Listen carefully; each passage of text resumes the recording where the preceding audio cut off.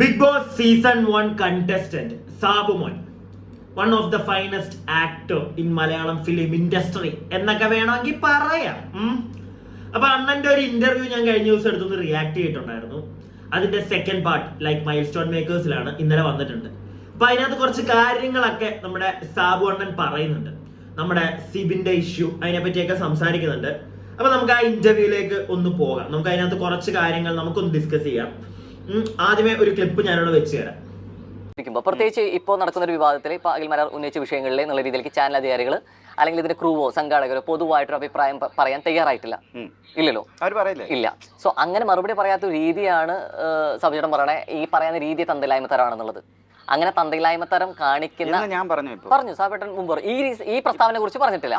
പക്ഷെ അന്ന് അങ്ങനെ പറഞ്ഞിട്ടുള്ള സാബേട്ടൻ ഇതേ പ്രശ്നത്തിൽ ഇതേ പ്രതികരണം കാണിക്കാത്ത ചാനലിനെ തന്നെയാണ് പിന്നീട് വിളിച്ച് ഈ ഷോയിൽ എൻ്റർ ചെയ്തത്. അപ്പൊ എവിടെയൊക്കെ തന്തയില്ലായ്മത്തരം കാണിക്കുന്നതോട് കൂടെ ചേരുവാണ്. ക്വസ്റ്റ്യൻ ക്ലിയർ അല്ലേ? അങ്ങനെ പറഞ്ഞ ചാനലിനെ തന്തയ്ക്ക് പറഞ്ഞിട്ടുള്ള ഞാൻ പിന്നെ ഈ വിഷയത്തില് ഈ വർഷത്തെ ഈ ഒരു വിഷയം നടക്കുന്ന സമയത്ത് ചാനൽ പ്രതികരിക്കാതിരിക്കുമ്പോഴും അതിനെ കുറിച്ച് അന്ന് ഞാൻ പറഞ്ഞപ്പോഴും അവർ പ്രതികരിച്ചില്ല. ഇന്ന് പറഞ്ഞാലും പ്രതികരിക്കില്ല. ആര് പറഞ്ഞാലും അവർ പ്രതികരിക്കില്ല. അവരുടെ ജോലിയല്ല ഇത്. പ്രതികരിക്കണമെന്നില്ല. എന്തിനു പ്രതികരിക്കണം? അത് അന്നേ ബോധ്യമുണ്ടോ? പിന്നെ ഉണ്ട്. ബോധ്യം ഉണ്ടായിട്ട് തന്നെ പറഞ്ഞ കാര്യമാണ്. പിന്നെ അതങ്ങനെ പറഞ്ഞു കഴിഞ്ഞാൽ അതൊരു പ്രയോഗമാണ്. അല്ല, ഞാൻ ചാനലിനെ തന്ത കളിക്കുന്നല്ലേ. അത് ഭയങ്കര തന്തയിലായി പോയി എന്ന് പറയുന്നത് ഒരു പ്രയോഗം. അത് വലിയ തന്തയില്ലാഴികയായി പോയി എന്ന് പറയുന്നത് ഒരു പ്രയോഗം മാത്രമാണ് അല്ലേ സാബുചേട്ടാ? അത് ആരുടെയും തന്തയ്ക്ക് വിളിക്കുന്ന പോലെ അല്ല എന്നാണ് സാബുചേട്ടൻ പറയുന്നത്. അതെന്തോ ആയിക്കോട്ടെ. അപ്പൊ സാബുചേട്ടൻ പറയുന്നത് നിങ്ങൾ കേട്ടല്ലോ. എന്തൊക്കെ പ്രശ്നങ്ങൾ പുറത്ത് നമ്മൾ ഉന്നയിച്ചാലും ഈ ഒരു ചാനലിനും ഈ ഒരു ബിഗ് ബോസ് എന്ന് പറയുന്ന ഒരു റിയാലിറ്റി ഷോയും അവരിതിനെതിരെയൊന്നും പ്രതികരിക്കാൻ വരത്തില്ല. കാരണം അവരിത് മൈൻഡ് ചെയ്യത്തില്ല. ദേ ഡസന്റ് കെയർ.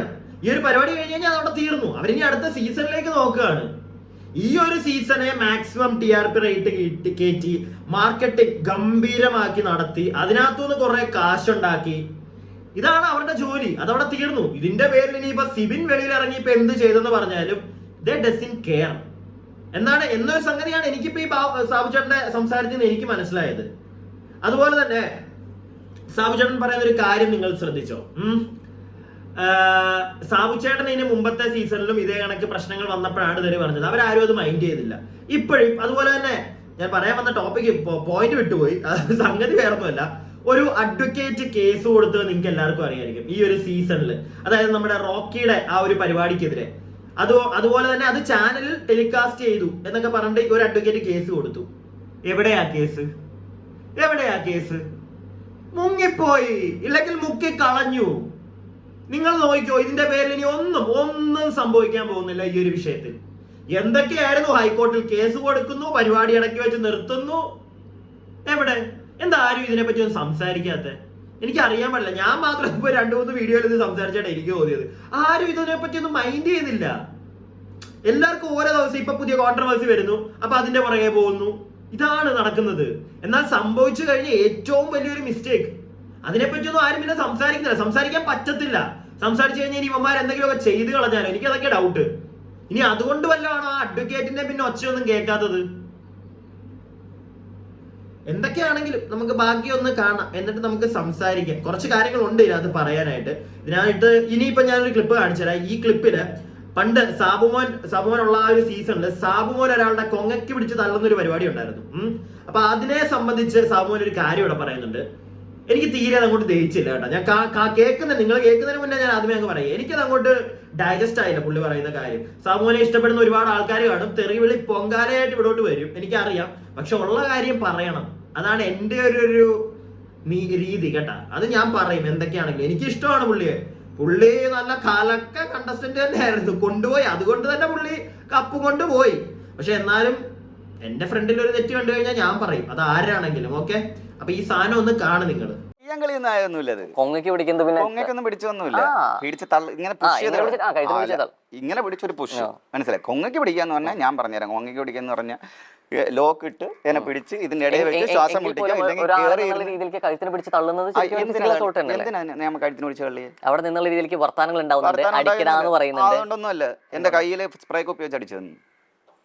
അത് വിഷലിൽ കാണിക്കാത്തതാണോ അപ്പൊ? വിഷ്വലില്ലേ അത്? ഇല്ല, സ്പ്രേ വെച്ച് അവളുടെ കയ്യിലൊരു ഇതുണ്ട്, അത് അവിടെ പൊട്ടുന്നുണ്ട്, ടേബിളിന്റെ അവിടെ അത് പൊട്ടുന്നുണ്ട്. എന്റെ കയ്യിൽ അടിച്ചത്, എന്റെ ഫിംഗറിൽ ഇവിടെ, എന്നിട്ട് നീരായിരുന്നു കൈക്ക്. ഇത് ഒരു ഭയങ്കര എക്സ്ക്രൂഷിയേറ്റിംഗ് ഒരു പെയിൻ ഇങ്ങനെ എന്ന് പറഞ്ഞു പോയി. അതിന്റെ റിയാക്ഷനാണ് ആ കാണിച്ചത്. പക്ഷെ ഇപ്പോഴും ഈ ഫിസിക്കൽ അസോൾട്ടിന്റെ പേരിൽ ഈ വർഷം ഏറ്റവും കൂടുതൽ വിവാദമായിട്ടുള്ള സംഭവമായിരുന്നു ഈ സിജോ റോക്കി വിഷയം. പിന്നീട് അത് കേസിലേക്ക് പോകുന്നു പറഞ്ഞു. അല്ല, ഭയങ്കരമായിട്ട് ആക്ച്വലി അത് കേസ് കൊടുക്കേണ്ട സാധനം. അതൊരു ക്രൈം ആണ്, അതൊരു സീരിയസ് ക്രൈമാണ്. പിന്നെ തലയ്ക്ക് ഇത്തരത്തിലുള്ള പൊട്ടൽ ഉണ്ടാക്കി കഴിഞ്ഞാൽ എടുക്കേണ്ട സെക്ഷൻ എന്ന് പറഞ്ഞാൽ വധശ്രമത്തിന് ചാർജ് ചെയ്യാവുന്ന കേസാണത്. ഇങ്ങനെയുള്ള ശ്രമങ്ങൾ ഇപ്പൊ സിജോ റോക്കിന്റെ കാര്യത്തിൽ വരുന്നു, റോബിന്റെ വിഷയത്തിൽ വരുന്നു. ഇതിനൊപ്പം തന്നെ റോബിന്റെ ആക്ച്വലി വലിയൊരു ഫിസിക്കൽ അസോൾട്ട് ഒന്നും പറയാം. അവിടെയാണ് വ്യത്യാസം വരുന്നത്. പക്ഷെ അങ്ങനെ ഫിസിക്കൽ അസോൾട്ട് അല്ല എന്ന് പറയുമ്പോഴും അവിടെ ഇല്ലാത്ത നീതി അവിടെ നീതിയല്ല, അവിടെ കിട്ടിയിട്ടുണ്ട്. നിങ്ങൾക്ക് ഗെയിം എനിക്ക് കിട്ടിയിട്ടുണ്ടല്ലോ. അത് ഞാൻ പറഞ്ഞുതരാം അത് എന്താണെന്ന്. റോബിന് കിട്ടാതെ പോയ നീതിയൊന്നുമല്ല അത്. റോബിന്റെ സഹ കണ്ടസ്റ്റന്റ് പറഞ്ഞു എനിക്ക് പരാതി ഉണ്ടെന്ന്. മനസ്സിലായോ? ബിഗ് ബോസ് എന്നെ ഹിമയും വിളിച്ചു നിർത്തിയിട്ട് ചോദിച്ചു. വിളിച്ചു നിർത്തിയ മീൻസ് അവിടെ തന്നെ ഡൈനിങ് ടേബിളിന്റെ അവിടെ തന്നെ പരാതി ഉണ്ട് നോക്കി പറഞ്ഞു കഴിഞ്ഞാൽ ഈ സീസണിൽ സിജോ പരാതിയില്ലാന്ന് പറഞ്ഞിട്ടുണ്ട് എന്ന് വെച്ചിട്ട് അതിന്റെ തെറ്റിന് തെറ്റല്ലാതെ കാണുന്നില്ല. പറ്റില്ല. എന്താ കാര്യം ശരിക്കും നമ്മള് ശരിക്കും എങ്ങനെ കാണണം, ഇത് ആർക്ക് കിട്ടി എന്നുള്ള ഞാൻ ആദ്യം ചോദിച്ചതിന്റെ മറുപടി പറഞ്ഞിട്ട് ബാക്കിയിലേക്ക് എന്റെയും ഹിമയുടെയും തമ്മിലുള്ള സംഭവം എന്ന് പറഞ്ഞാൽ ബിഗ് ബോസ് വിളിച്ച് ചോദിച്ചു. അവർ കണ്ടതാണ് എനിക്ക് അടി കിട്ടുന്നത്. മനസ്സിലായേ? അത് ടേബിളിലല്ല അടി വീണത്, എൻ്റെ ഫിംഗറിലാണ്. ഫിംഗറിൽ നിന്ന് തട്ടി ഫിംഗറിൽ അടിച്ച് ഡൈനിങ് ടേബിളിൽ അടിച്ചാണ് ആ വീശ്. അപ്പോ കുറച്ച് ലെങ്ത് ഉള്ള വീഡിയോ ആയിപ്പോയി. നിങ്ങളെ ഒന്നിച്ച് കാണിച്ച് നീ അങ്ങോട്ട് വരാൻ സംസാരിക്കാന്ന് വിചാരിച്ചു. ഞാൻ മറന്നു പോകില്ല എന്നാണ് എൻ്റെ വിശ്വാസം. ആദ്യം തൊട്ടുള്ള കാര്യങ്ങൾ നമുക്ക് ഈ വീഡിയോയിലെ പറഞ്ഞു പോകാം. ഫസ്റ്റ് പറഞ്ഞത്, ഒരാളുടെ കഴുത്തെ പിടിക്കുക എന്ന് പറഞ്ഞാൽ എൻ്റെ അറിവിൽ ഇങ്ങനെ അങ്ങോട്ട് കയറി പിടിക്കുക, ഇങ്ങനെ അങ്ങോട്ട് ഒരാളുടെ നേരെ നിൽക്കുന്ന ഒരാളുടെ കഴുത്തിലോട്ട് ഇങ്ങനെ പിടിക്കുമ്പോൾ അത് കഴുത്തേപ്പിടിയായി. അതിനാണ് മലയാളത്തിൽ കഴുത്തേപ്പിടി എന്ന് പറയുന്നത്. അല്ലാതെ സാബുചേട്ടൻ പറയുന്ന കണക്ക് മറ്റേ ലോക്കിട്ട് പിടിച്ച് തിരിച്ച് എന്തോ അത് എനിക്ക് മനസ്സിലായില്ല. നിങ്ങളുടെ അറിവിൽ എന്താ കഴുത്തെ പിടിക്കുക എന്ന് പറഞ്ഞത്? ഈ കൈ വെച്ചിട്ട് ഇങ്ങനെ ഒരാളുടെ കൊങ്ങയ്ക്ക് പിടിക്കുക, ഇതാണ് കഴുത്തേപ്പിടി അല്ലേ? മറ്റേ ലോക്കിട്ട് പിടി, അത് ലോക്കിട്ട് പിടിച്ച് കൊല്ലാൻ ശ്രമിച്ചെന്നാ. ഇങ്ങനെ പിടിക്കുന്ന തള്ളുന്നതും അതൊരു ഫിസിക്കൽ അസാൾട്ട് തന്നെയാണ് എന്റെ കണ്ണിൽ. മനസ്സിലായില്ല? ആ ഒരു തള്ളലില് അയാൾ എങ്ങോട്ടെങ്കിലും വീണ് അയാളുടെ തല എവിടെങ്കിലും അടിച്ചായിരുന്നെങ്കിലോ അതെന്താ ഒരു തെറ്റല്ലേ? എനിക്കതൊരു ഫിസിക്കൽ അസോൾട്ട് ആയിട്ട് തന്നെ കേട്ടോ തോന്നിയത്. പിന്നെ സ്വന്തം സൈഡ് എന്താണെങ്കിലും ക്ലിയർ ആക്കാൻ മിടുക്കൻ എന്ന് പറഞ്ഞു കഴിഞ്ഞാൽ ടോപ്പ് മോസ്റ്റ് മിടുക്കനാണ് സാബുണ്ണൻ. അക്കാര്യത്തിൽ എനിക്ക് സാബുണ്ണനോട് അയ്യോ അണ്ണാ, നിങ്ങളുടെയൊക്കെ ശിഷ്യനായിട്ട് പോലും നമ്മളൊന്നും വരത്തില്ല. അണ്ണൻ അക്കാര്യത്തിൽ മിടുക്കനാണ്. പക്ഷെ നമുക്കത് മനസ്സിലാവും കേട്ടാ അണ്ണ, അത് ഫിസിക്കൽ അസാൾട്ട് ഒന്നും അല്ല എന്നെണ്ണം പറയണ്ട. പിന്നെ ഹിമ എന്ന് പറയുന്ന വ്യക്തിയും സാബുണ്ണൻ പറയുന്നുണ്ട്, സാബുണ്ണന്റെ കയ്യിൽ ആ സാധനം എന്താ ഒരു സ്പ്രേ ബോട്ടിൽ വെച്ച് അടിച്ചപ്പോഴത്തേക്ക് അണ്ണന്റെ കൈക്കും നീരൊക്കെ വെച്ചു. അപ്പോഴത്തെ ഒരു ദേഷ്യത്തിന് അണ്ണം പിടിച്ച് ചെയ്തതാണ്. പക്ഷെ അതൊരു ഫിസിക്കൽ അസാൾട്ട് തന്നെയാണ്. പിന്നെ അവർക്ക് രണ്ടുപേരും, ഇവര് ഈ ഹിമ എന്ന് പറയുന്ന വ്യക്തി അത് ചെയ്തുകൊണ്ടും സാബുണ്ണൻ തിരിച്ച് രണ്ടുപേരും അങ്ങോട്ടും ഇങ്ങോട്ടും അതിനകത്ത് പ്രതികളാണ്. അതുകൊണ്ട് തന്നെ രണ്ടുപേർക്കും അങ്ങോട്ടും ഇങ്ങോട്ടും പരാതി ഇല്ലാന്ന് പറഞ്ഞു അവരെ വെറുതെ വിട്ടു. റോക്കി സിജോ കേസിൽ വരുമ്പോഴും സാബുണ്ണൻ പറയുന്നത് അത് ഭയങ്കരമായിട്ടുള്ള ഒരു പ്രശ്നമാണ്. അത് ശരിയാണ്, അത് ഭയങ്കരമായിട്ടുള്ള ഒരു പ്രശ്നമാണ്. നല്ല ഇടി അടിച്ചു, എത്ര പാവപ്പെട്ട ഒരു ഓപ്പറേഷൻ വരെ. അങ്ങനെ നമുക്ക് നോക്കുമ്പോൾ നമുക്ക് ഇത്തിരി സഹതാപം തോന്നും സിജോയോട്. സിജോ ഇത്രയും കാലം അതിനകത്ത് നിൽക്കാനുള്ള ഒരു കാര്യം അത് തന്നെയാണ്, ആ ഒരു സഹതാപ വോട്ട്. എനിക്ക് അങ്ങനെ തോന്നിയത്, അല്ലാതെ വേറെ തോടെ കാണിച്ചിട്ടൊന്നുമില്ല. സേഫായി കുറച്ചും കൂടെ ഐഡിയും കിട്ടി കുറച്ച് ദിവസം വെളിയിൽ പോയി നിന്നപ്പോഴത്തേക്ക് അത്രയും ദിവസത്തിൽ നിന്ന് രക്ഷപ്പെട്ടു.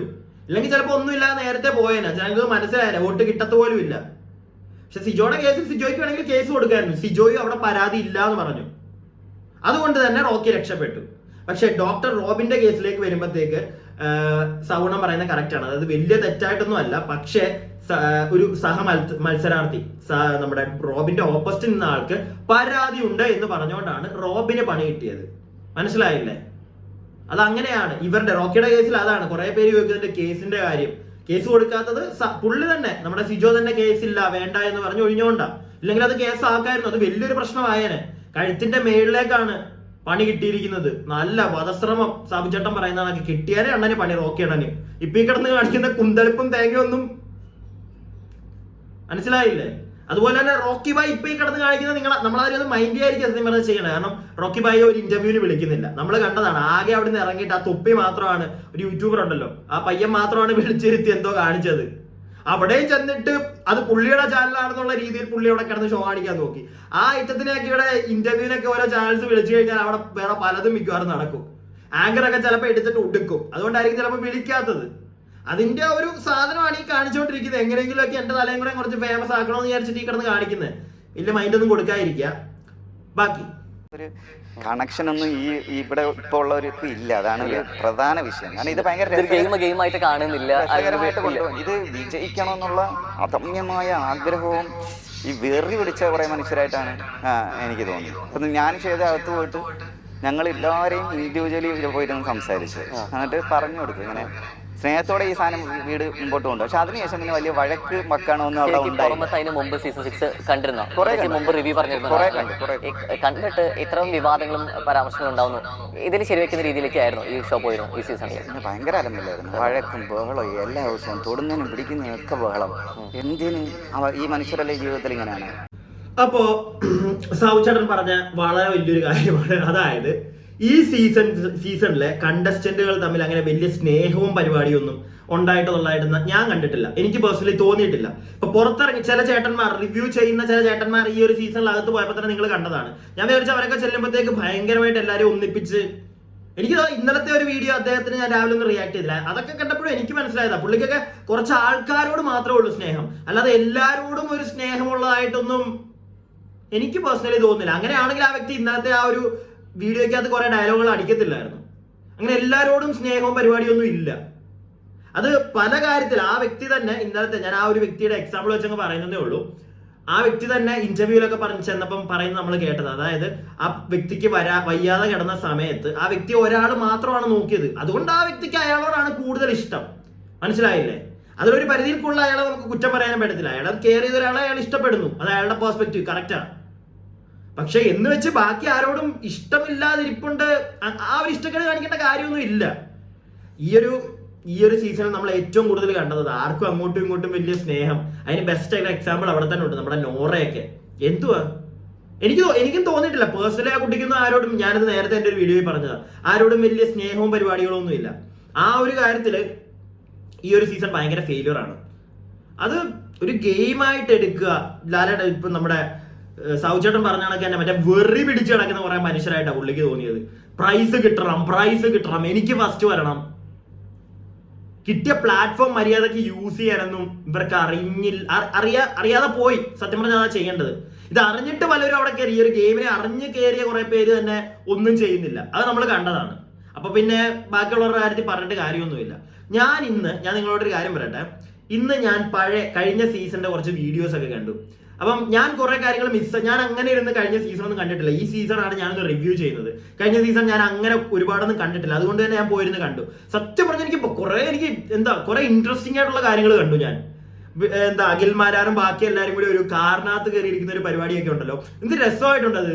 അഖിൽമാരൊക്കെ മറ്റേ പുച്ഛം കൊടുത്തിട്ടാ പോകുന്നത്. എനിക്ക് വലിയൊരു പരിധിക്കുള്ളിനകത്ത് ഇരിക്കാന്നൊക്കെ പറഞ്ഞ് ഇറങ്ങിപ്പോകുന്ന ഒരു സാധനമൊക്കെ കണ്ടു. നല്ല രസമുണ്ടായിരുന്നു.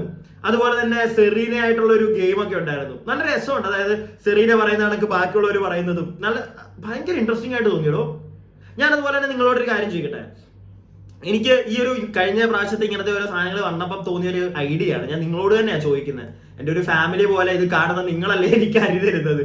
അതുകൊണ്ട് നിങ്ങളോട് ഞാൻ ചോദിക്കുകയാണ്, ഈ ബിഗ് ബോസിന്റെ പഴയ കുറച്ച് കഴിഞ്ഞ പ്രാവശ്യത്തെ അതിന്റെ മുമ്പഴത്തെയൊക്കെ കുറച്ച് വീഡിയോസ് ഈ ഒരു സീസണുമായിട്ട് കമ്പയർ ചെയ്ത് നമുക്ക് കുറച്ച് വീഡിയോസ് ചെയ്താലോ? നിങ്ങൾക്ക് ഇഷ്ടമാണെങ്കിൽ മാത്രം നിങ്ങളൊന്ന് കമന്റ് ബോക്സിലാവുന്ന പറ. നിങ്ങൾക്ക് അത് ഇഷ്ടമാണെങ്കിൽ ഞാനത് ചെയ്യാൻ റെഡിയാണ്. എനിക്കതെന്തോ കാരണം എനിക്ക് ഏറ്റവും കൂടുതൽ ഇങ്ങനെ അനലൈസ് ചെയ്യാൻ തോന്നിയപ്പോഴത്തേക്ക്, ബിഗ് ബോസിനെ അനലൈസ് ചെയ്തപ്പോഴത്തേക്ക് ഞാൻ കുറെ കാര്യങ്ങൾ മനസ്സിലാക്കി. അത് നിങ്ങൾക്ക് ഈ വീഡിയോ ആയിട്ട് ഞാൻ എടുപ്പോൾ കുറെ പേര് ഞങ്ങൾ ഇങ്ങനെ ചിന്തിച്ചിട്ടുണ്ടായിരുന്നു ബ്രോ എന്നൊക്കെ പറഞ്ഞു വരുമ്പോൾ എനിക്കും ഒരു ഇഷ്ടം തോന്നി. അതുകൊണ്ടാണ് ഞാനിത് ചോദിക്കുന്നത്. നമുക്ക് അങ്ങനെ ഒന്ന് ചെയ്താലോ? നിങ്ങൾക്ക് ഇഷ്ടപ്പെടുവോ? നമുക്കൊന്ന് അനലൈസ് ചെയ്തിട്ട് ഈ ഒരു സീസണായിട്ട് കമ്പയർ ചെയ്ത് നോക്കാം. ഈ ഒരു സീസൺ അത്ര ബോറായി എന്ന് നിങ്ങൾക്ക് തന്നെ നിങ്ങൾ പലരും പറയുന്നതാണ്. എനിക്കൊരു ആദ്യമായിട്ടൊരു ടോട്ടൽ ഒരു ഫുൾ സീസൺ ഇങ്ങനെ കണ്ടപ്പോഴത്തേക്ക് എനിക്ക് ആദ്യമേ ഒരു വെറുപ്പ് തോന്നി. അയ്യോ ഇതാണോ ബിഗ് ബോസ് എന്ന് പറയുന്നത്? അങ്ങനെയാണ് ഞാൻ പഴയതൊക്കെ ചുമ്മാ കുറച്ചിരുന്ന് കണ്ടത്. അയ്യോ എനിക്ക് ഭയങ്കരമായിട്ട് ഇഷ്ടപ്പെട്ടു കേട്ടോ. അപ്പൊ എനിക്ക് തോന്നിയൊരു ഐഡിയ കമ്പയർ ചെയ്യണോ നിങ്ങൾ കമന്റ് ബോക്സിൽ ഇടും. എന്നിട്ട് നമുക്ക് അതിനെപ്പറ്റി എന്തായാലും നോക്കാം. എന്നാലും നമുക്ക് ബാക്കി വീഡിയോയിലേക്ക് പോകാം. 24 മണിക്കൂറും വഴക്കുണ്ടായിക്കൊണ്ട് കാര്യങ്ങൾ സൗമ്യമായിട്ട് പറയുന്നവരൊക്കെ ഒരുപക്ഷെ വാഴ എന്നും അല്ലെങ്കിൽ അധികാരി ഇടപെടുന്നില്ല എന്ന് പറയുന്നതും ഭയങ്കരമായിട്ട് സംസാരിക്കുന്നുണ്ടെങ്കിൽ ഒരു കൃത്യമായിട്ട് സ്ക്രീൻ സ്പേസ് കിട്ടും. ഇങ്ങനെ ഒരു തെറ്റിദ്ധാരണ ഉണ്ടോ? എനിക്കറിഞ്ഞൂടാ. ഓരോ സമയത്ത് പോകുന്നവരുടെ കാഴ്ചപ്പാടുകളുടെ വിഷയമാണത്. അവരെങ്ങനെ ഇതിനെ നോക്കി കാണുന്നു എന്നുള്ള അനുസരിച്ചിരിക്കും. മനസ്സിലായോ? ഒന്ന് പറഞ്ഞ് രണ്ടാമത്തിന് ബഹളം വെച്ചാലാണ് സ്ക്രീൻ സ്പേസ്, അല്ലെങ്കിൽ ഒറ്റയ്ക്ക് ചെന്നിരിക്കുന്നത് ഒരു ഗെയിമാണ് എന്നൊക്കെ വിചാരിച്ചിട്ട് സ്വയം ഒറ്റപ്പെട്ടതായിട്ട് ഇതാക്കുക. പിന്നെ ചില കണ്ടസ്റ്റൻസിൻ്റെ ഇതുണ്ടല്ലോ, നമുക്ക് അകത്തുനിന്ന് ഒരു ഭയങ്കര വെറുപ്പ് വരും. കാരണം അവർ കഴിക്കുന്ന മുഴുവൻ അജാതി അലമ്പായിരിക്കും.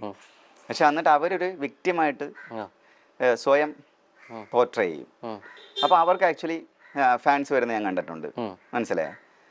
അതൊരു ഗെയിമാണ്, അതൊരു ഒരു പ്ലാൻ ചെയ്തുള്ള പരിപാടിയാണ്. പക്ഷെ അകത്തുള്ള മനുഷ്യർക്ക് ഇത് പറ്റുകയില്ല, അസഹനീയമായിരിക്കും. നമുക്ക് ഈ സീസണിൽ ഒരു വ്യക്തിയെ അറിയാം. സാബുചേട്ടൻ ഈ പറഞ്ഞത് നല്ല ബെസ്റ്റ് എക്സാമ്പിൾ ആണ്. കാരണം ഈ പറഞ്ഞതെല്ലാം ആ ഒരു വ്യക്തി അതിനകത്ത് നിൽക്കുമ്പോൾ നമ്മൾ പറഞ്ഞിട്ടുണ്ട്. നോറ വിക്ടിം കാർഡ് എന്നൊക്കെ പറഞ്ഞു കഴിഞ്ഞാൽ അയ്യോ, നമ്മൾ അതിന്റെ പേരിൽ കുറെ വോട്ടിന് ഉറക്കെ കിട്ടിയിട്ടുണ്ടെന്ന് എനിക്ക് തോന്നുന്നത്. പക്ഷെ അതായിരുന്നു നോറയുടെ ഗെയിം. അപ്പം സാബുചേട്ടൻ പറയുന്നത് അത് പ്ലാൻ ചെയ്ത് വന്നതായിരിക്കും. അതെനിക്ക് അറിയത്തില്ല കേട്ടോ, സീരിയസ്ലി എനിക്കറിയത്തില്ല. ചിലപ്പോൾ നോറ നേരത്തെ പ്ലാൻ ചെയ്തതായിരിക്കാം. ചിലപ്പോൾ അതിനകത്ത് ചെന്ന് കഴിഞ്ഞതിന് ശേഷം നോറയ്ക്ക് ഈ ഒരു സാധനം ഇവരെല്ലാവരും ഇങ്ങനെ ക്വസ്റ്റ്യൻ ചെയ്യുന്നു, അപ്പൊ ഇനി ഈ ഒരു ഗെയിം എടുത്തേക്കാം എന്ന് വിചാരിച്ച് ചിലപ്പോൾ നോറ എടുത്തൊരു ഗെയിം ആയിരിക്കാം അത്, അല്ലെങ്കിൽ ആണത്. ഇല്ലെങ്കിൽ ഇങ്ങനെ ഒരാൾ, അതുകൊണ്ട് തന്നെയാണ് നോറ ഇറങ്ങാൻ നേരത്ത് നോറയ്ക്ക് ആരോടും ഇഷ്ടമില്ല, വലിയ സ്നേഹമൊന്നും കാണിക്കാൻ നോറ ഇറങ്ങിപ്പോയത്. അത് കണ്ടപ്പോഴാണ് എനിക്ക് പിന്നെ ഡൗട്ട്, ഈ കൊച്ചു ഇങ്ങനെ തന്നെ ആയിരിക്കും ചിലപ്പോൾ ലൈഫിൽ. എന്തൊക്കെയാണെങ്കിലും ഗെയിം ഓക്കെ, പക്ഷെ സാബുചേട്ടൻ പറഞ്ഞ കണക്ക് അതൊരു വിക്ടിം കാർഡ് ഇറക്കിയതായിരിക്കാം. അതുപോലെ തന്നെ റോഹൻ ആദ്യമേ ഒരു കാര്യം പറയുന്നുണ്ടല്ലോ, ചില ആളുകൾ അധികം ഒച്ച വെക്കാതെയും മാറിയിരിക്കുമ്പോഴും ഒക്കെ അവരെ വാഴ എന്ന് വിളിക്കുന്നത്. അത് ആർക്കിട്ടുള്ളതാണ് നമുക്ക് മനസ്സിലായി. അപ്പോ വെറുതെ ഒന്നുമല്ല അങ്ങനെ ഒരു വ്യക്തിയെ അല്ലെങ്കിൽ അങ്ങനെ ആരെയും ജനങ്ങൾ വാഴ എന്ന് വിളിക്കുന്നത്. അത് ഒരുപാട് ഒച്ച വെക്കണം അങ്ങനെ സാബുചേട്ടൻ തന്നെ പറയുന്നത് കേട്ടല്ലോ റോഹ. ഒരുപാട് ഒച്ചയും ബഹളവും കാര്യങ്ങളും ഒന്നും വേണ്ട. അങ്ങനെ ഒച്ച വെക്കുന്ന ഒരാളെ ഒന്നും ജനങ്ങൾ എപ്പോഴും ഇഷ്ടപ്പെടണമെന്നില്ല. പ്രോപ്പർ ആയിട്ടുള്ള റീസൺ, പ്രോപ്പർ ആയിട്ടുള്ള കാര്യങ്ങൾക്ക് ഒച്ച വെക്കുന്ന ഒരാളെ ആയിരിക്കും ജനങ്ങൾ സ്വീകരിക്കുന്നത്. അത് ചുമ്മാ ഇടുന്ന ഒച്ച വെക്കണം അതൊന്നും അല്ല. ജനങ്ങൾക്ക് അവിടെ നല്ല രീതിയിൽ ഗെയിം കളിച്ചാൽ മതി. അതാണ് നമ്മളെ എന്റർടൈനിങ് ആക്കുന്നതാണ് നമുക്കിഷ്ടം. പിന്നെ മരവാഴ അങ്ങനത്തെ വാഴ വിളിക്കുന്നത് വെറുതെ ഒന്നും അല്ല. അതിനകത്ത് ഒരുപാട് കാരണങ്ങളുണ്ട്. ഞാൻ വീണ്ടും അത് പറയാൻ തുടങ്ങി കഴിഞ്ഞ് കഴിഞ്ഞാൽ ഒരുപാടുണ്ട്. എനിക്ക് വയ്യ. പഴയ വീഡിയോയിലൊക്കെ പറഞ്ഞിട്ടുണ്ട്, അതൊക്കെ കണ്ടാൽ മതി. അല്ലെങ്കിൽ പിന്നെ ഞാൻ മെയിനായിട്ട് ആ ഒരു വ്യക്തിയെ മാത്രം കുത്തുന്നൊക്കെ പറയും. എനിക്ക് അതിനൊന്നും താല്പര്യമില്ല. പറഞ്ഞത് മൊത്തം എന്തുകൊണ്ടാണെന്ന് എന്റെ സ്ഥിരം വീഡിയോ കാണുന്നവർക്ക് അറിയാം. അതിന് ഒരുപാട് റീസൺസ് ഉണ്ട്. ഒരു വ്യക്തിയെ ഇവിടെ ജനങ്ങൾ പുറത്ത് മരവാഴ എന്ന് വിളിക്കുന്നുണ്ടെങ്കിൽ അത് കയ്യിൽ കൊണ്ട് തന്നെ അങ്ങനെ പറയാൻ പറ്റത്തുള്ളൂ. ബാക്കി എനിക്ക് ആ കേട്ട സംഭവം ഒന്നും അത്ര ജെന്യുവൻ ആയിട്ട് തോന്നിയില്ല. മനസ്സിലായി. എനിക്ക് സിബിന്റെ റെസ്പോൺസസ് ഭയങ്കര ചൈൽഡിഷും ഓക്വേർഡ് ഒക്കെ ആയിട്ട് തോന്നി. പിന്നെ സോ അങ്ങനെ ഉണ്ടെങ്കിൽ ശരിക്കും സാബുചേട്ടൻ വിളിച്ച് പറയേണ്ടത് ഇതിനെ എനിക്കും പറയാനുണ്ട്, അല്ലെങ്കിൽ എനിക്കും കുറച്ച് കാര്യങ്ങൾ അറിയാമെന്നല്ലോ പറയണ്ടേ, ഇതിലൊന്നും ശരിയല്ല എന്നല്ല പറയണ്ടേ. എന്നെ വിളിച്ചിരുന്നു. എന്നിട്ട് സിബിൻ പറഞ്ഞൊന്നും അല്ല ഇപ്പൊ സിബിൻ പറഞ്ഞുകൊണ്ടിരിക്കുന്നത്. അതിങ്ങനെ പുതിയ സ്റ്റോറീസ് ഡെവലപ്പ് ചെയ്യണം. പക്ഷെ ഞാനത് പറയുന്നില്ല. സിബിൻ എന്നെ വിളിച്ച് സംസാരിച്ചിരുന്നു, എന്റെ വൈഫിനോട് സംസാരിച്ചിരുന്നു ഇറങ്ങിയ സമയത്ത്. എന്താ റിവീൽ ചെയ്യുന്നത്? അല്ല, സിബിൻ ആക്ച്വലി സിബിൻ കയ്യിൽ നിന്ന് പോയി അതിനകത്ത്. മനസ്സിലായേ? നമുക്ക് അതിനകത്ത് പുറത്ത് പോകണം എന്നൊരു ഫീൽ വന്നുകൂടെ കഴിഞ്ഞാൽ പിന്നെ ഭയങ്കര വെപ്രാളം ആരംഭിക്കും. കാര്യം ഞാനത് ഒരിക്കൽ പേളിക്ക് വന്നു, ഇങ്ങനെ ഒരു പാനിക് അറ്റാക്ക് പോലെ. അത് ഏതാണ്ട് തീരാറാവുന്ന സമയത്ത് എനിക്ക് വീട്ടിൽ പോകണം എന്ന് പറഞ്ഞ് ഒരു ദിവസം പാനിക്കായി. പിന്നെ അത് കരച്ചിലായി, മറ്റേ ഈ വെപ്രാളം വരില്ലേ, ഇങ്ങനെ ഈ ശബ്ദം പുറത്തു വരാതെ ഇങ്ങനെ ഏങ്ങി ഇരിക്കൂലേ, അങ്ങനത്തെ ഒരു അവസ്ഥയിലെത്തി. അപ്പൊ ഞാൻ പിന്നെ പെലയുടെ കൈ പിടിച്ച് അവിടെ ഇരുന്ന് എത്രയോ നേരം, അതിനകത്ത് പിന്നെ സമയത്തിന് കൗണ്ട് ഇല്ലാത്തതുകൊണ്ട് ഇരുന്ന് സമാനിപ്പിച്ച്, ഇല്ല ഇനി ഇത് ഇത്ര ദിവസം കൂടെ ഉള്ളൂ, അത് കഴിയുമ്പോൾ പോവാമല്ലോ, ഇത്രയും നിന്നില്ല. കാരണം ഇവർ പുറത്ത് വിടത്തില്ല, കാരണം ശ്വാസം കിട്ടുന്നില്ലായിരുന്നു പേളിക്ക്. അപ്പോ സാബുചേട്ടൻ ഈ പറഞ്ഞ കാര്യം വെറുതെ നമ്മളങ്ങ് തള്ളിക്കളയാൻ പറ്റത്തില്ല. സാബുചേട്ടൻ പറയുന്നത് സിബിൻ വിളിച്ചിട്ടുണ്ടായിരുന്നു. സിബിന്റെ കേസാണല്ലോ ഈ പറയുന്നത്. അത് ഭയങ്കര ചോദിച്ചിട്ടുണ്ടായിരുന്നു, റോൻ ചോദിച്ചിട്ടുണ്ടായിരുന്നു സിബിന്റെ കാര്യത്തിൽ എന്താണ് പറയാനുള്ളതെന്ന്. അപ്പൊ അതിനകത്ത് കഴിഞ്ഞ വീഡിയോയിൽ ഞാൻ പറഞ്ഞിട്ടുണ്ടായിരുന്നു കുറച്ച് കാര്യങ്ങളൊക്കെ മുഖ്യെന്ന്. അതൊന്നും ഇവിടെ വലുതായിട്ട് പറയുന്നൊന്നും ഇല്ല. എന്തായാലും ചില ആൾക്കാർ എന്നോട് പറഞ്ഞായിരുന്നു ചിലപ്പോൾ അടുത്ത വീഡിയോയിൽ അതിനെപ്പറ്റി പറയുന്നുണ്ടായിരുന്നു. പക്ഷെ ഉണ്ടായിരിക്കും, കഴിഞ്ഞ വീഡിയോയിൽ അത് കട്ട് ചെയ്യാൻ നമ്മൾ നല്ല വ്യക്തമായിട്ട് കണ്ടതാണ്. ഈ വീഡിയോയിൽ അതിനെപ്പറ്റി ഒരുപാടൊന്നും അങ്ങോട്ട് പറയുന്നില്ല. പക്ഷെ ഈ പറയുന്ന വെച്ചിട്ട് സിബിൻ വിളിച്ചിട്ടുണ്ടായിരുന്നു. അതായത് നമ്മുടെ സാബുണ്ണനെ വിളിച്ചിട്ടുണ്ടായിരുന്നു. സാബുണ്ണനോട് കുറച്ച് കാര്യങ്ങൾ സംസാരിച്ചു, സാബുണ്ണന്റെ വൈഫിനോട് സംസാരിച്ചു. പക്ഷെ അതൊന്നും അല്ല ഇപ്പോൾ പറയുന്നതെന്ന് പറയുന്നുണ്ട് സാബുണ്ണൻ. പക്ഷെ നമുക്ക് അതിനൊന്നും പ്രൂഫില്ല. ഒന്നുകിൽ സാബുണ്ണൻ പ്രൂഫ് തരണം. സാബുണ്ണൻ്റെ അത് കാണാൻ ചാൻസ് കുറവാണ്. പുള്ളി ഇതൊന്നും വിചാരിക്കുന്നില്ലല്ലോ. സിബിൻ വിളിച്ചിട്ടുണ്ടെങ്കിൽ സിബിന്റെ അതിന് പ്രൂഫ് ഉണ്ടെങ്കിൽ സിബിൻ പുറത്ത് വിടണം. അല്ലെങ്കിൽ സാബുണ്ണൻ പറയുന്നത് സത്യമാണെന്നേ വിശ്വസിക്കാൻ പറ്റുള്ളൂ. കാരണം സാബുണ്ണൻ വിത്ത് എക്സാമ്പിൾ ആണ് ഇവിടെ പറയുന്നത്. പുള്ളി സിബിൻ നമ്മുടെ ഒരുപാട് അങ്ങ് ഓവറായി, ഭയങ്കര പാനിക്കായതൊക്കെ നമ്മൾ കണ്ടതാണ്. പക്ഷെ ആദ്യമേ പാനിക്കായി പുറത്ത് പോകണമെന്ന് പറഞ്ഞതിന് ശേഷം പുള്ളിയെ കൊണ്ടുപോയി പുള്ളിക്ക് മരുന്നുകൾ കൊടുത്ത് പ്രശ്നമാക്കിയെന്നാണ് സിബിൻ പറയുന്നത്. അതിനുള്ള കുറെ പ്രൂഫും കാര്യങ്ങളും സിബിൻ കാണിക്കുന്നുണ്ട്. പക്ഷേ സിബിൻ കുറെ പ്രൂഫുകൾ ഇവിടെ കാണിക്കാതെ പോകുന്നുണ്ട്. അതെന്തുകൊണ്ട് സിബിൻ കാണിക്കുന്നില്ല? അതും കൂടെ വന്നെങ്കിൽ മാത്രമേ സിബിന്റെ സൈഡിൽ ശരിയുണ്ടെന്ന് ഇവിടെ പറയാൻ പറ്റുള്ളൂ. കാരണം സാബുണ്ണൻ ഈ ഒരു കാര്യം പറഞ്ഞുകൊണ്ട് സാബുണ്ണൻ വന്ന് പറഞ്ഞു, സിബിൻ ഇറങ്ങിയപ്പോ തന്നെ വിളിച്ചായിരുന്നു. അപ്പൊ പറയുന്നതല്ല, പിന്നെ പറയുന്നത് ആ വ്യക്തി പറയുന്നു. അപ്പൊ അതും കൂടെ നമ്മൾ നോക്കണ്ടേ, അതും കൂടെ നമ്മൾ കേൾക്കണം. ഒരാളുടെ സൈഡ് മാത്രം നമ്മൾ കേട്ടോണ്ടിരിക്കാൻ പറ്റില്ല. സിബിൻ പറഞ്ഞത് എല്ലാം കറക്റ്റാണ്. സിബിന്റെ മരുന്ന് തന്നതിന്റെ എല്ലാം സിബിൻ കാണിക്കുന്നുണ്ട്. സൈക്കോളജിസ്റ്റ് വന്ന് ഇങ്ങനെ കാണിച്ചു, എല്ലാം സിബിൻ പറയുന്നുണ്ട്. നമ്മൾ വിശ്വസിക്കാം. അതുപോലെ തന്നെ ഈ സാബുണ്ണൻ ഈ പറയുന്നത് സിബിന് പ്രൂവ് ചെയ്യാൻ പറ്റണം ആ പറഞ്ഞത് തെറ്റാണെന്ന്.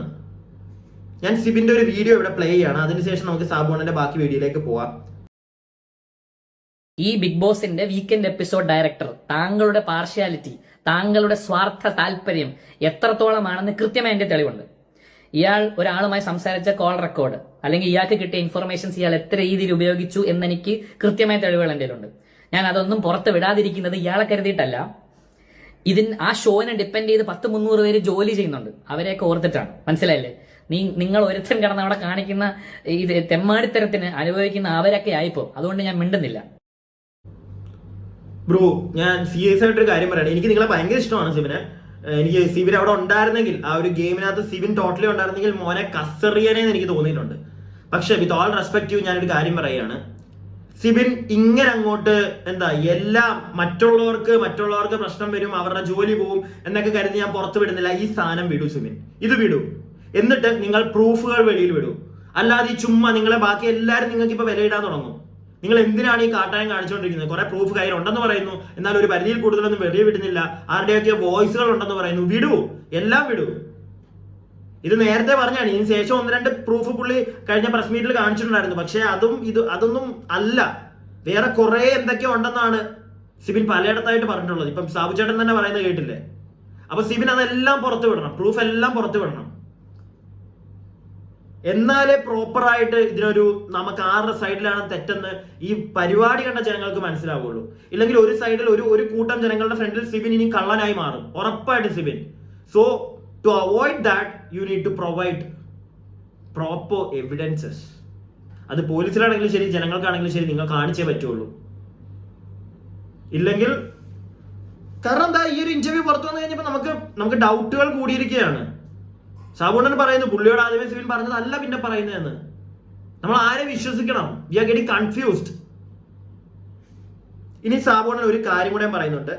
ഈ ഒരു കാര്യം ഞാൻ ഇതിനു മുമ്പ് എൻ്റെ ഒരു വീഡിയോയിൽ പറഞ്ഞതാണ്. അപ്പൊ കുറെ പേര് എന്നെ തെറി പറഞ്ഞു, കുറെ പേര്. അതെന്താണെന്ന് പറയുന്നതിന് മുമ്പ് ഇതൊന്ന് കാണും, എന്നിട്ട് നമുക്ക് അതിനെപ്പറ്റി സംസാരിക്കാം. സിബിൻ അപ്പൊ മനസ്സിൽ വിചാരിച്ചാണ് ലാലേട്ടൻ എങ്ങനെ അയ്യോ അപ്പൊ എനിക്ക് പുറത്ത് ഭയങ്കര നെഗറ്റീവ് ആയിരിക്കും, എന്റെ ജീവിതം തകർന്നു എന്നുള്ള രീതിയിൽ. എനിക്കൊന്ന് അവന്റെ കൂടെ ഒരു പെങ്കൊച്ചുണ്ടായിരുന്നല്ലോ ഇന്റർവ്യൂ ഒക്കെ ചെയ്യുന്ന പൂജ. ഇത് കണ്ട ഉടനെ പൂജ അമ്മയെ എനിക്ക് തലകറങ്ങുന്നു പറഞ്ഞു പൂജ അപ്പുറത്ത് ചരിഞ്ഞു വീണ്. കാരണം അതിൽ നിന്ന് പുറത്തു പോകാൻ സിബിൻ കാണിക്കുന്ന വെപ്രാളോടെ കണ്ടപ്പോഴത്തേക്ക് ആയിരിക്കണം പൂജ കുഴഞ്ഞു വീണു. അതൊരു സ്ട്രാറ്റജിയാണ്. നമുക്ക് വയ്യാന്ന് പറഞ്ഞു കഴിഞ്ഞാൽ പിന്നെ ഒന്നും അങ്ങനെ വയ്യ എന്ന് പറയുമ്പോഴും ഫിസിക്കലി ഓക്കെ അല്ലാതെ ആവുന്ന സമയത്താണ് ഈ മെഡിസിന്റെ വിഷയം പറയുന്നത്. ഫിസിക്കലി ഓക്കെ അല്ലാതെ വന്ന പൂജയെ ഞാൻ ചോദിച്ചാൽ നിങ്ങൾ ആശുപത്രി ഒന്നും കൊണ്ടുപോയില്ലെന്ന് ചോദിച്ചപ്പോൾ അവർ പറഞ്ഞു ചേട്ടാ കൊണ്ട് MRI സ്കാൻ വരെ എടുത്ത് എന്ന് പറഞ്ഞു. MRI സ്കാൻ എന്ന് പറയുന്നത് അസുഖം ഉണ്ടോ എന്നറിയാനുള്ള ഇതാണ്. അപ്പൊ അങ്ങനെ എന്ത് ഡയഗ്നോസ് ചെയ്തെന്ന് എനിക്ക് അറിഞ്ഞൂടാ. പക്ഷെ എന്തായാലും വെളിയിൽ വന്ന് രണ്ടിൻ്റെ പൂജ ഡാൻസ് കളിച്ചു, ഡിസ്ക് ഇല്ലാത്ത പൂജ. അപ്പൊ എനിക്ക് അതൊരു ഡിസ്ക് ഇല്ലാത്ത പൂജ ഡാൻസ് കളിച്ചു എന്നൊക്കെയാണ് സിബിൻ നമ്മുടെ സാബുണ്ണൻ പറയുന്നത്. ഞാൻ അങ്ങനൊന്നും പറയുന്നില്ല. പക്ഷെ ഈ ഒരു കാര്യത്തെ ചൊല്ലി ഞാൻ സംസാരിച്ചിട്ടുണ്ടായിരുന്നു. അപ്പൊ അതിലേക്ക് പോകുന്നതിന് മുന്നേ സാബു ചേട്ടൻ ഈ ഒരു വീഡിയോ തുടങ്ങിയപ്പോൾ ഒരു കാര്യം പറഞ്ഞായിരുന്നു. ഞാനത് കട്ട് ചെയ്തപ്പോൾ മാറിപ്പോയി. പക്ഷെ ഞാനത് എക്സ്പ്ലെയിൻ ചെയ്തുതരാം നിങ്ങൾക്ക്. വേറൊന്നുമല്ല, ലാലേട്ടൻ കളിയാക്കിയതല്ല, ലാലേട്ടൻ എന്തോ പറഞ്ഞു സിബിന്റെ അടുക്ക്. അതിനുശേഷം അടുത്ത ദിവസം തൊട്ടാണ് സിബിൻ ഇങ്ങനെ ഡൗട്ടുകൾ പുറത്ത് നെഗറ്റീവ് ആണോ എന്നൊക്കെ വിചാരിച്ചാണ് സിബിൻ അവിടെ ഈ പ്രശ്നങ്ങൾ ഉണ്ടാക്കി തുടങ്ങിയെന്ന് സാബു ചേട്ടൻ പറയുന്നു. നമ്മളും കണ്ടതാണത്. സിബിൻ പുറത്തിറങ്ങിയിട്ട് അത് പറഞ്ഞതാണ്. അങ്ങനെ പറഞ്ഞു കഴിഞ്ഞപ്പോഴത്തേക്ക് സിബിന് ഭയങ്കര കൺഫ്യൂസ്ഡ് ആയി, പുറത്ത് നെഗറ്റീവ് ആവോ എന്നൊക്കെ സിബിന് ചിന്തിച്ചിട്ടുണ്ടായിരുന്നു എന്ന് സിബിൻ പറയുന്നുണ്ട്. ഇനിയും ഈ കാണിക്കുന്നതെല്ലാം അതിന്റെ ആ ഒരു പ്രശ്നത്തിന്റെ പുറത്ത് സിബിൻ നെഗറ്റീവായി എന്ന് തോന്നി പുറത്ത് ചാടി. അതിനുശേഷം എന്തെങ്കിലുമൊക്കെ പറഞ്ഞ് പിടിച്ചു നിൽക്കണമോ എന്ന് ആലോചിച്ചിട്ടാണോ സിബിൻ ഈ കാട്ടിക്കൂട്ടുന്നതൊക്കെ. പക്ഷെ അങ്ങനെ എനിക്കൊരു പരിധിയിൽ കൂടുതൽ അങ്ങനെ കാട്ടിക്കൂട്ടുന്നതാണെന്ന് പറയുമ്പോഴുണ്ടല്ലോ, അപ്പോൾ സിബിന് കൊടുത്ത മരുന്നുകൾ, സിബിനെ കാണിച്ച പ്രിസ്ക്രിപ്ഷൻ, ആ ഒരു മരുന്ന്, അതൊക്കെയാണ് ഡൗട്ട്ഫുൾ ആവുന്നത്. പക്ഷെ ഇങ്ങനെ സാബു ചേട്ടൻ പറയുമ്പോഴും നമുക്ക് അറിയത്തില്ല, ഒന്നിനും പ്രൂഫില്ല, പ്രൂഫുകൾ പുറത്ത്. അതാണ് ഞാൻ സിബിനോട് പറയുന്നത്. സിബിൻ പ്രൂഫുകൾ ബാക്കി പുറത്തേക്ക് ഇടും. ഇനിയിപ്പം സാബു ചേട്ടനുമായിട്ട് സംസാരിച്ചെന്തെങ്കിലും വോയിസ് ക്ലിപ്പ് ഉണ്ടെങ്കിൽ അത് നിങ്ങൾ പുറത്തേക്ക് ഇടും. അങ്ങനെയാണ് നമുക്ക് മനസ്സിലാക്കാൻ സാബു ചേട്ടൻ പറഞ്ഞ കള്ളമാണെന്ന്. ഇല്ലെങ്കിൽ എങ്ങനെ? ഒരു ചോദ്യചിഹ്നമാണ് അവിടെ വരുന്നത്.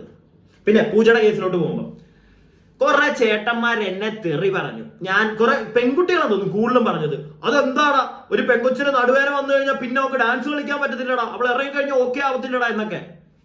ഓക്കെ ആവും, ഓക്കെ ആവത്തില്ല എന്നൊന്നും അല്ല ഞാനിവിടെ പറയുന്നത്. പക്ഷേ ആ പെൺകുട്ടിക്ക് ഡിസ്കിനാണ് പ്രശ്നം എന്ന് അവൾക്ക് എണീക്കണം. അവളെ ടോയ്ലറ്റിൽ ബാക്കിയുള്ളവർ പിടിച്ചോണ്ടാണ് പോയത്. പിന്നെ കൊണ്ട് കിടത്തിയതിനു ശേഷം അവൾക്ക് എണീക്കാൻ വയ്യ. അവളെ എങ്ങനെയാണ് പുറത്തേക്ക് കൊണ്ടുവന്നത്? സ്ട്രക്ചറയിൽ അല്ലേ? അങ്ങനെയല്ലേ കൊണ്ടുവന്നത്. ആ പെൺകുട്ടി നാട്ടില് എറണാകുളത്ത് വന്നതിന് ശേഷം വിത്തിൻ 1 month സിബിനുമായിട്ട് നിങ്ങൾ കണ്ടതായിരിക്കും. ഞാൻ വേണമെങ്കിൽ ഇവിടെ പ്ലേ ചെയ്ത് തരാം. എങ്ങനെ ആ കുട്ടിക്ക് ഡാൻസ് ഒക്കെ എനിക്ക് അറിയത്തില്ല. ഇത് പ്ലേ ആക്കി തരാൻ ഞാൻ എന്തായാലും എനിക്ക് അറിയത്തില്ല ഇനി ഇതിന് കോപ്പറേറ്റ് അടിക്കുമെന്ന്. അങ്ങനെയാണെങ്കിൽ ഞാൻ ഇതെടുത്ത് കളയും. അങ്ങനെയാണെങ്കിൽ നിങ്ങൾ നോക്കിയാൽ മതി. പൂജയുടെ സിബിന്റെ ഒന്ന് ഇൻസ്റ്റാ അക്കൗണ്ടിൽ പോയി നോക്കി കഴിഞ്ഞാൽ നിങ്ങൾക്ക് കാണാൻ പറ്റും. ഈ ഒരു ഡാൻസ് ഒക്കെ കളിക്കുന്നുണ്ടായിരുന്നു. പുഷ്പ പുഷ്പ പുഷ്പ പുഷ്പ പുഷ്പ പുഷ്പ വേഗം നിൽക്കാൻ പറ്റില്ല.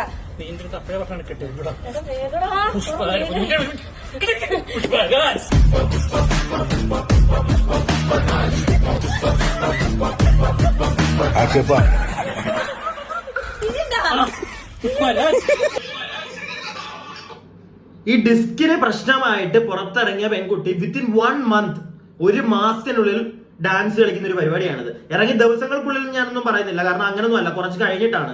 ഏതാണ്ട് 1-2 ആഴ്ച കഴിഞ്ഞിട്ടാണ് ഈ ഒരു വീഡിയോ പോസ്റ്റ് ചെയ്യുന്നത്. അപ്പൊ ഇതിനകത്ത് അവൾ ഡാൻസ് കളിക്കുന്നതോ നടുവിന് അത്രയും എണീക്കാൻ പോലും വയ്യാതെ പുറത്തേക്ക് വന്ന ഒരു പെൺകുട്ടിക്ക് വിത്തിൻ 1 month ഇങ്ങനെ ഡാൻസ് കളിക്കാൻ പറ്റുമോ?